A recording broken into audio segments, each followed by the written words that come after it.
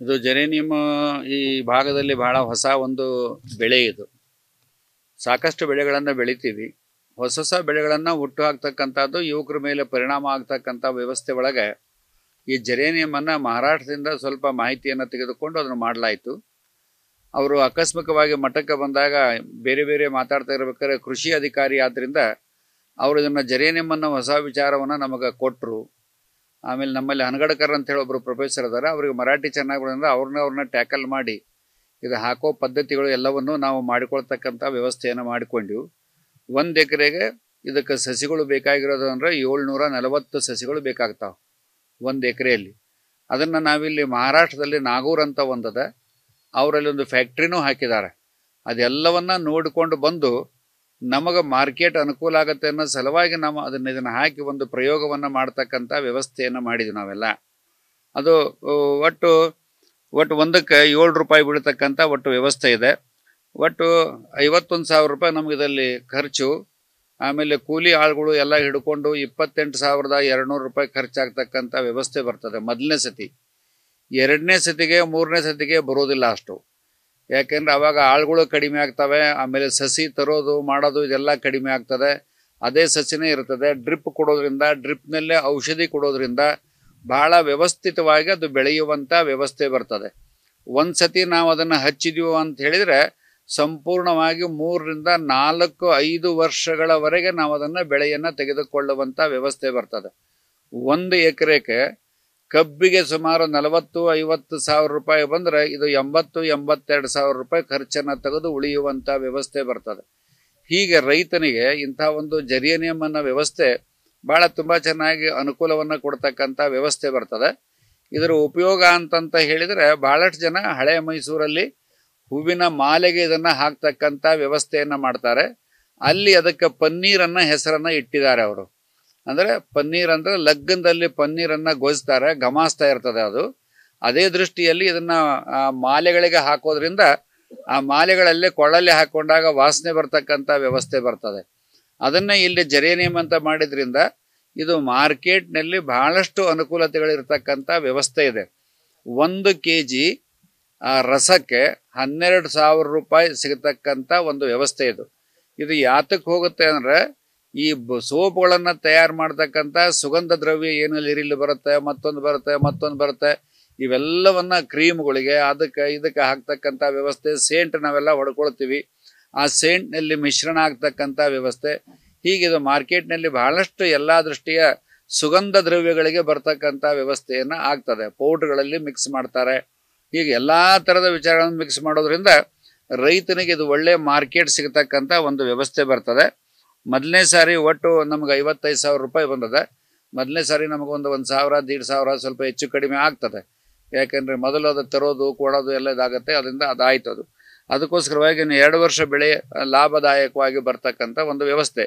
ಇದನ್ನು ನೋಡಿ ಭಾಳಷ್ಟು ಜನ ನಮ್ಮ ರೈತ ಯುವಕರು ಭಾಳಷ್ಟು ಜನ ಎಲ್ಲ ಇದನ್ನು ನೋಡಿ ಬೇರೆ ಕಡೆ ಹಚ್ಚಿದಂಥ ಒಂದು ವ್ಯವಸ್ಥೆ ಈಗ ಆಗಿದೆ. ಅದನ್ನು ನೀವು ಈಗಾಗಲೇ ಇಂಟರ್ವ್ಯೂ ತೊಗೊಂಡಿದ್ದೀರಿ ಅವ್ರನ್ನೆಲ್ಲ. ಅದಕ್ಕೋಸ್ಕರವಾಗಿ ಇದು ಒಂದು ಹಳ್ಳಿಯಲ್ಲಿ ನಮಗೆ ಜಮೀನು ಹೆಚ್ಚಿರೋದ್ರಿಂದ ಇಂಥವನ್ನ 1 ಎಕರೆ ನಾವು ಯಾವಾಗಲೂ ಪ್ರಯೋಗ ಮಾಡ್ತಾ ಇರ್ತೀವಿ. ಅಂದರೆ ಒಂದರಲ್ಲೇ ಕಬ್ಬಿನಲ್ಲೇ ಶೇಂಗಾದಲ್ಲೇ ಮತ್ತು ಉಳ್ಳಾಗಡ್ಡಿ ಇವೆಲ್ಲ ಪ್ರಯೋಗ ಮಾಡಿದ್ರೆ ರೈತರು ನೋಡಿ ಮತ್ತಿಗೆ ಅವರಿಗೂ ಆರ್ಥಿಕವಾಗಿ ಬೆಳೆಯುವಂಥ ಒಂದು ವ್ಯವಸ್ಥೆ ಬರ್ತದೆ. ಮಠಕ್ಕೂ ಆರ್ಥಿಕತೆ ಅನುಕೂಲ ಆಗ್ತಕ್ಕಂಥ ಒಂದು ವ್ಯವಸ್ಥೆ ಬರ್ತದೆ. ಅದಕ್ಕೋಸ್ಕರವಾಗಿ ಜೆರೇನಿಯಮನ್ನು ಹೊಸ ಪ್ರಯೋಗವನ್ನು ಮಾಡ್ತಕ್ಕಂಥ ಈ ಭಾಗದಲ್ಲಿ ಮಾಡಿದ್ದು ಭಾಳಷ್ಟು ಜನರಿಗೆ ಅನುಕೂಲ ಆಗಿದೆ, ಯುವಕರಿಗೂ ಅನುಕೂಲ ಆಗಿದೆ, ನಮಗೂ ಅದೊಂದು ಹೊಸ ಅನುಭವ ಬಂದಂತಾಗಿದೆ. ಅದಕ್ಕೋಸ್ಕರವಾಗಿ ಇಂಥ ಒಂದು ವ್ಯವಸ್ಥೆ ಹಳ್ಳಿಯಲ್ಲಿ ನಮ್ಮ ಯುವಕರಿಗೆ ಒಂದು ಚಾಲೆಂಜ್ ಆಗಿ ಕೆಲಸ ಮಾಡ್ತಕ್ಕಂಥ ಒಂದು ವ್ಯವಸ್ಥೆ ಬರ್ತದೆ. ಅದಕ್ಕೋಸ್ಕರವಾಗಿ ಈ ಒಂದು ಜೆರೇನಿಯಮನ್ನು ಶ್ರೀಮಠದಿಂದ ಬೆಳೆಯುವಂಥ ಒಂದು ವ್ಯವಸ್ಥೆಯನ್ನು ಮಾಡುವ ಪ್ರಯತ್ನವನ್ನು ಮಾಡಲಾಗಿದೆ.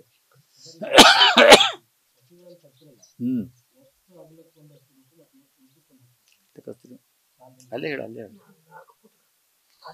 4 ಫೂಟ್ ಅಂತರದಲ್ಲಿ 3 ಫೂಟು 4 ಫೂಟ್ನಲ್ಲಿ ನಾವು ಹಚ್ತೀವಿ ಅದನ್ನು. ಅದು ಹಚ್ಚೋದ್ರಿಂದ ಅದು ಯಾಕೆ ಅಂತಂದ್ರೆ ಮುಂದೆ ಬೆಳೆದಂಗೆ ಗುಂಪಾಗಿ ಬೆಳೀತದೆ. ಅದು ಒಂದಕ್ಕೊಂದು ಕೂಡಿಕೊಳ್ತಾವೆ ಮುಂದೆ. ಅದಕ್ಕೆ ಭಾಳ ಹತ್ತಿರ ಹಚ್ಚಿದರೆ ಅವು ಬೇರುಗಳು ಒಂದಕ್ಕೊಂದು ಕೂಡಿಕೊಂಡು ಅದು ಬೆಳವಣಿಗೆ ಕಡಿಮೆ ಆಗ್ತಕ್ಕಂಥ ವ್ಯವಸ್ಥೆ ಆಗ್ತದೆ. ಅದಕ್ಕೋಸ್ಕರವಾಗಿ ಸ್ವಲ್ಪ 3 ಫೂಟು 4 ಫೂಟ್ ಹಚ್ಚೋದ್ರಿಂದ ಈಗ ನಾವು ಇಷ್ಟು ಹಚ್ಚಿದ್ರೂ ಸಹಿತ ಬೇರುಗಳು ಬಹಳ ದೂರ ಹೋಗಿದ್ದಾವೆ. ಅದ್ರಾಗೆಲ್ಲ ಆ ಬೇರಿನಲ್ಲೇ ಒಂದು ಮತ್ತೆ ಸಸಿ ಹುಟ್ಟತಕ್ಕಂಥ ವ್ಯವಸ್ಥೆನೂ ಆಗಿದೆ ಈಗೆಲ್ಲ. ಅವನ್ನು ಮತ್ತೆಲ್ಲ ನಾವು ಈ ಒಂದು ಸಸಿ ಕಟಿಂಗ್ ಹೋದ ಮೇಲೆ ಅವನ್ನೆಲ್ಲ ಕಟ್ ಮಾಡಿ ತೆಗೆಯುವಂಥ ಒಂದು ವ್ಯವಸ್ಥೆ, ಮಧ್ಯಕ್ಕೆ ಒಂದು ನೇಗಿಲನ್ನು ಹೊಡೆದ್ರೆ ಅವೆಲ್ಲ ಹರಿದು ಹೋಗ್ತಕ್ಕಂಥ ವ್ಯವಸ್ಥೆ ಆಗ್ತದೆ. ಮತ್ತೆ ಅದು ಗಿಡ ಮತ್ತೆ ತುಂಬ ಚೆನ್ನಾಗಿ ಬೆಳೆಯುವಂಥ ವ್ಯವಸ್ಥೆ ಬರ್ತದೆ. ಇದು ಮೊನ್ನೆ ಸಾಮಾನ್ಯವಾಗಿ ನಾವು ಚಲೋ ಬೆಳೆಸ್ಕೊಂಡ್ರೆ 13-14 ಟನ್ ತನಕ ಒಯ್ಬೋದು. ಆದರೆ ಈಗ ನಮಗೆ ಬಂದಿರೋದು 11 ಟನ್ ಬಂದದ. ಅದು ಇದು ಹೊಸದಿದು. ಇನ್ನು ಮುಂದೆ ಬರ್ತಕ್ಕಂಥ ವ್ಯವಸ್ಥೆ ಮಾಡಿಕೊಂಡ್ರೆ ಅಷ್ಟು ಬರ್ತಕ್ಕಂಥ 12-13 ಟನ್ ಬರ್ತಕ್ಕಂಥ ವ್ಯವಸ್ಥೆ ಆಗ್ತದೆ.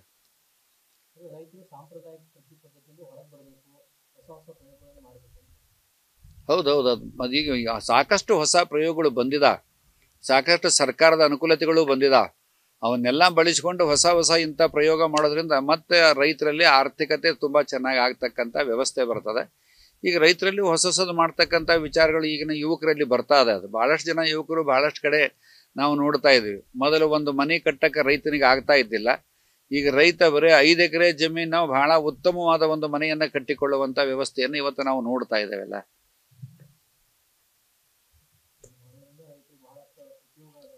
ಆಗಿದೆ.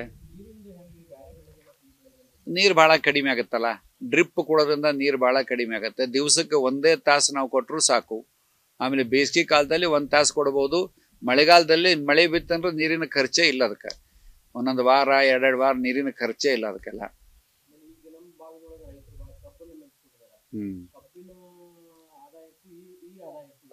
ಡಿಫ್ರೆನ್ಸ್ ಆಗುತ್ತಲ್ಲ, ಅದು 1 ಎಕರೆಗೆ 40,000-50,000 ಸಾವಿರ ಬರ್ತಕ್ಕಂಥ ವ್ಯವಸ್ಥೆ ಆಗ್ತದೆ.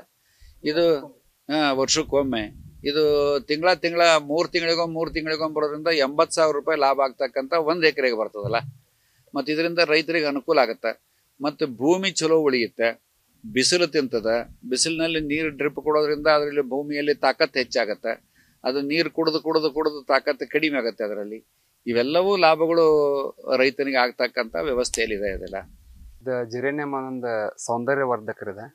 ಇದರಿಂದ ನಾವು ಏನು ಸೇಂಟ್ ವಸ್ತು ಅಂತೀವಲ್ಲ, ಫಾರ್ಮೆಟಿಕಲ್ ಇದ್ರ ಸಂಬಂಧ ರೆಡಿ ಮಾಡ್ತಾರೆ ಇದನ್ನ. ಇದು ಆ್ಯಕ್ಚುಲಿ ಫಸ್ಟ್ ಬಿಗಿನಿಂಗ್ ಬಂದದ್ದು ಚೀನಾದಿಂದ ಇದು ಫಸ್ಟ್ ಮಹಾರಾಷ್ಟ್ರಕ್ಕೆ ಬಂತು. ಮಹಾರಾಷ್ಟ್ರದಿಂದ ಅಲ್ಲಿ ರೈತರ ಒಂದು ಸ್ವಲ್ಪ ಇಂಪ್ರೂವ್ಮೆಂಟ್ ಆದ ನಂತರ ಈಗ ಫಸ್ಟ್ ಉತ್ತರ ಕರ್ನಾಟಕದಲ್ಲಿ ಈಗ ಬಿಗಿನಿಂಗಾಗಿ ಸ್ಟಾರ್ಟ್ ಆಗೈತಿ. ಅದ್ರೊಳಗೆ ನಮ್ಮ ನಿಡಸೋಶಿ ಮಟ್ಟದ ಅಜ್ಜಾರ ಇಲ್ಲಿ ಸ್ಟಾರ್ಟ್ ಮಾಡಿದ್ದಾರೆ ಇದನ್ನು. ಇದೇ ಫಸ್ಟ್ ಪ್ಲಾಟ್ ನಮ್ದು. ಈಗಾಗಲೇ ಒಂದು ಕಟಿಂಗ್ ಆಗೈತಿ, ಇದು 2ನೇ ಕಟಿಂಗ್. ಆ್ಯಕ್ಚುಲಿ ಅಂದರೆ ಈಗ ಅಜ್ಜಾಗಳ ಪ್ರೇರಣೆ ನೋಡ್ಕೇಸಿಂದ ನಾವು ನಿಡಸೋಶಿ ಊರಾಗ ಒಂದು 4-5 ಜನ ಒಂದು 5-10 ಎಕರೆ ಸ್ಟಾರ್ಟ್ ಮಾಡಿದೆವು. ಇದ್ರದ್ದು ಮೇನ್ ಅಡ್ವಾಂಟೇಜ್ ಏನಂದ್ರೆ ರೀ, ಒಂದು ಸಲ ನೀವು ನಾಟಿ ಮಾಡಿದ್ರಂದ್ರೆ 3 ವರ್ಷ ತನಕ ಮತ್ತೆ ನಾಟಿ ಮಾಡ್ಬೇಕಾಗಿಲ್ಲ. 3 ತಿಂಗಳು ಒಂದು ಸಲ ಇದು ಬೆಳೆ ಬರ್ತೈತಿ. ಮೇನ್ಲಿ ಈಗ ಅಡ್ವಾನ್ಸ್ ಟೆಕ್ನಾಲಜಿ ನೋಡಿದ್ರೆ ನೀವು 72 ಡೇಸ್ ಒಳಗೆ ಒಂದ್ಸಲ ನೀವು ಕಟಿಂಗ್ ಮಾಡ್ಬೋದು. 72 ಡೇಸ್ ಒಳಗೆ ಒಂದ್ಸಲ ಕಟಿಂಗ್ ಮಾಡಿದ್ರೆ ವರ್ಷಕ್ಕೆ ಮಿನಿಮಮ್ 5 ಕಟಿಂಗ್ ಆಗ್ತಾವ್ರಿ. ಒಂದು ಕಟಿಂಗ್ ಒಳಗೆ ಮಿನಿಮಮ್ 10 ಟನ್ ತೆಗಿಬೋದು. ಅಂದ್ರೆ ಎವರೇಜ್ 40 ಟನ್ ಕಬ್ಬು ಆಗ್ಬೇಕಾದ್ರೆ ನೀವು ಏನು ಕೆಲಸ ಮಾಡ್ತಿಲ್ಲ ಅಷ್ಟೇ ಕೆಲಸ ನೀವು ಮಾಡಿದ್ರಂದ್ರೆ 10 ಟನ್ ಆರಾಮ್ಸರಿ ನೀವು ಬೆಳಿಬೋದು. 10 ಟನ್ ನೀವು ಆರಾಮ್ ಬೆಳೆದ್ರೆ ಡೆಸ್ಟಿಲೇಷನ್ ಪ್ಯಾಂಟ್ ನಿಮ್ಮದಾಗೆ ಇತ್ತು ಅಂದ್ರೆ ನೀವು ಅದನ್ನ ಆಯಿಲ್ ತೆಗೆದ ಕಸಿಂದ ಹೊರಗೆ ಫಾರ್ ಎಕ್ಸಾಂಪಲ್ ಈಗ ಬೆಂಗಳೂರು ಅಥವಾ ಮುಂಬೈಗೆ ಮಾರ್ಬೋದು. ಅಲ್ಲಿ ಕೇಳ್ಕರ್ ಕಂಪ್ನಿ ಅಂತ ಈಗ ಮೇನ್ ಫೇಮಸ್ ಕಂಪ್ನಿ ಮುಂಬೈ ಒಳಗೆ ಕೇಳ್ಕರ್ ಕಂಪ್ನಿ. ಅದು ಮಿನಿಮಮ್ ಪ್ರೈಸ್ 10,000ದಿಂದ 12,000 ಐತಿ.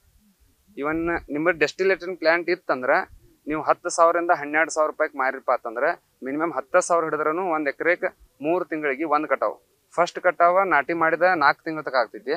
2ನೇ ಕಟಾವ ಪ್ರತಿ 3 ತಿಂಗಳಿಗೆ 1 ಬರ್ತೈತಿ. ನೀವೇನು ಮಾಡಿಲ್ಲ ಅಂದ್ರೆ ಬಿ ಮಿನಿಮಮ್ 4 ಕಟಾವು ಬರ್ತೈತಿ. ಅಂದ್ರೆ 1 ಕಟಾವಿಗೆ 10,000 ರೂಪಾಯಿ ಬರ್ತೈತಿ ನಿಮ್ಮದು ಡೆಸ್ಟಿಲೇಷನ್ ಯೂನಿಟ್ ಇದ್ರೆ. ಆ ಡೆಸ್ಟಿಲೇಷನ್ ಯೂನಿಟ್ ಮಾಡ್ಬೇಕಂತಂದ್ರೆ ಒಂದು 500 ಕೆಜಿದ್ದು ಅಥವಾ 1 ಟನ್ ಇಂದು ಮಾಡ್ಬೋದು ನೀವು.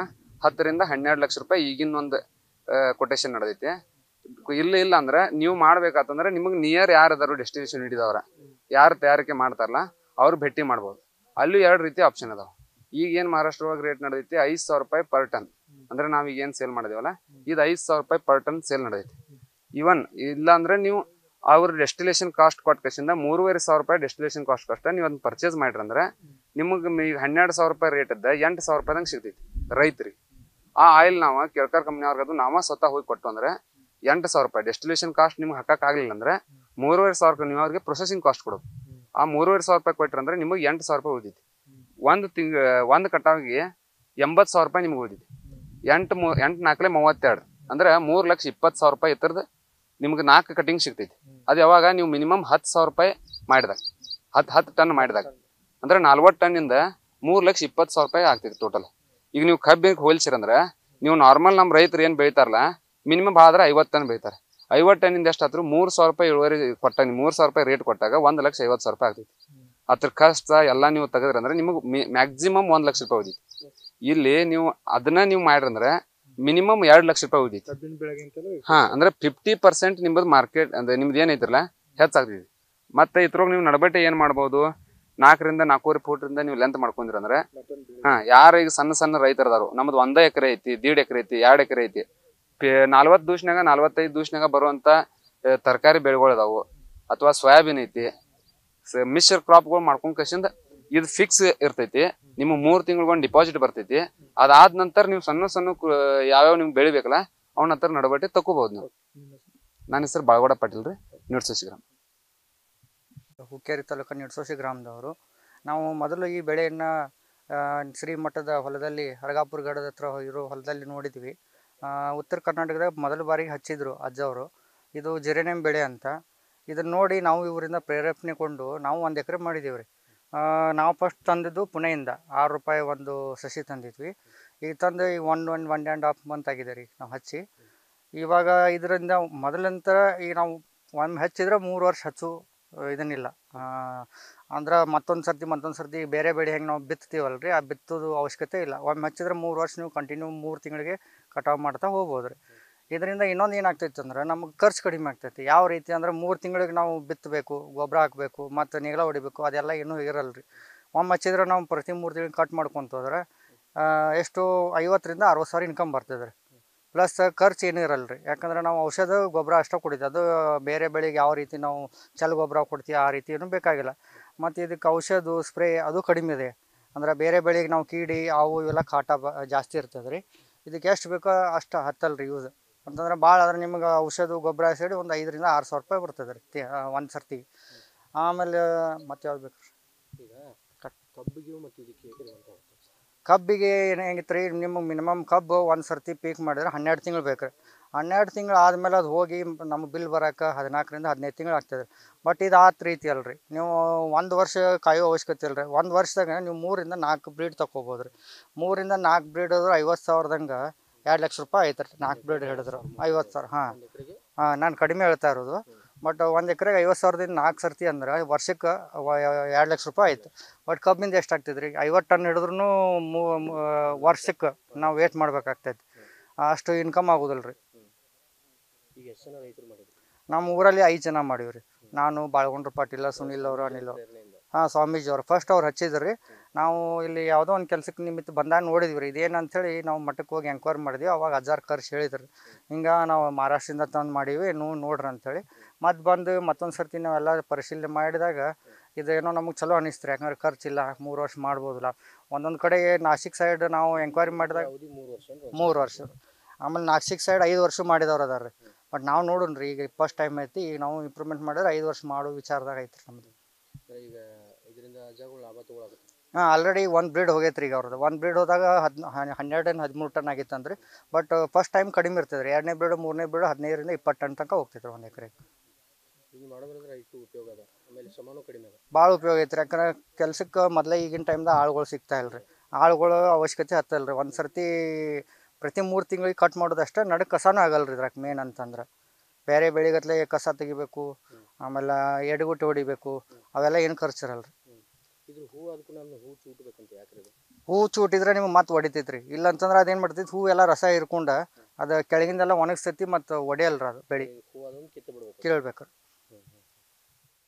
ತೆಗೆದ್ರು ವರ್ಷಕ್ಕೆ 82,000 ರೂಪಾಯಿ ನಿಮಗೆ ಬರ್ತದೆ. ಖರ್ಚು ಹೋಗಿ 82,000 ರೂಪಾಯಿ ಬರ್ತದೆ ನಿಮಗೆ. ಅದ್ರದ್ದು ಎಷ್ಟು ಬರ್ತದೆ 1 ಎಕರೆಗೆ? ಅಲ್ಲ, ಏನೇ ಇರಲಿ, 1 ವರ್ಷಕ್ಕೆ ಎಷ್ಟು ಬರ್ತದೆ? 40,000 ರಿಂದ 50,000 ರೂಪಾಯಿ ಬರ್ತದೆ ನಿಮಗೆ. ಮತ್ತೆ ಇದಿಷ್ಟು ಟನ್ ಆಗಿತ್ತು ರೀ. ಹೌದು, 55,000 ಆತ್ರಿ. ಬರೀ 5,000 ಹಿಡಿದ್ರಿ. ಈ ಸಲ ಇಲ್ಲ ಅಂದ್ರೆ 15 ಟನ್ ಆಗ್ತಿದ್ರಿ. ಹೌದು. 2ನೇ ಬ್ರೀಡ್ ಹೆಚ್ಚು ಬರ್ತೈತಿ. ಡ್ರಿಪ್ ಅದ ಎಲ್ಲ ಹೊಡಿತಿತ್ತು ಕೆಳಗೆಲ್ಲ. ಇದು ಇಲ್ಲೆಲ್ಲ ಹೊಡಿತಿತ್ತಲ್ಲ, ಅದ್ರ ಬೇರ್ನೆ ಹೊಡಿತಿತ್ತಲ್ಲ. ಇದು ಹಿಂಗೆ ಬಂದಂಗೆ ಎಷ್ಟು ಹಿಂಗೆ ಹೊಡಿಯುತ್ತೆ ಹಂಗೆ ಅದು ಇನ್ಕಮ್ ಹೆಚ್ಚಾಗುತ್ತೆ. ಗಿಡ ಬಹಳ ಅಗಲ ಸಿಗುತ್ತೆ, ಆಮೇಲೆ ಟನ್ನೇಜ್ ಹೆಚ್ಚಾಗುತ್ತೆ. 3ನೇ ಬ್ರೀಡ್ 4ನೇ ಬ್ರೀಡ್ ಅಂತ ಕೂಡ್ಕೊಂಡು ಇದು 3 ವರ್ಷ ತನಕ ಇರುತ್ತೆ. ಒಬ್ಬರು 5 ವರ್ಷ ಇಟ್ಟಾರ, ನಾಸಿಕದಾಗ 5 ವರ್ಷ ಇಟ್ಟಾರ. ಮಾಡ್ಕೋಬಹುದು ನಾವು ಅದಕ್ಕೇನದ. ನಾವು ವ್ಯವಸ್ಥಿತವಾಗಿ ಮಾಡ್ಕೊಂಡ್ರೆ 30 ವರ್ಷ ಹೋಗ್ತಾವ. ಅದು ಶಾಣೆತನ ಅಷ್ಟೇ, ರೈತನ ಶಾಣೆತನ. ಯಾರೋ ಹಚ್ಚಿದ್ರು ಎರಡು ಸರಿ ನಿಮ್ ಕೈ ವಾಸನೆ ಆಗತ್ತೆ.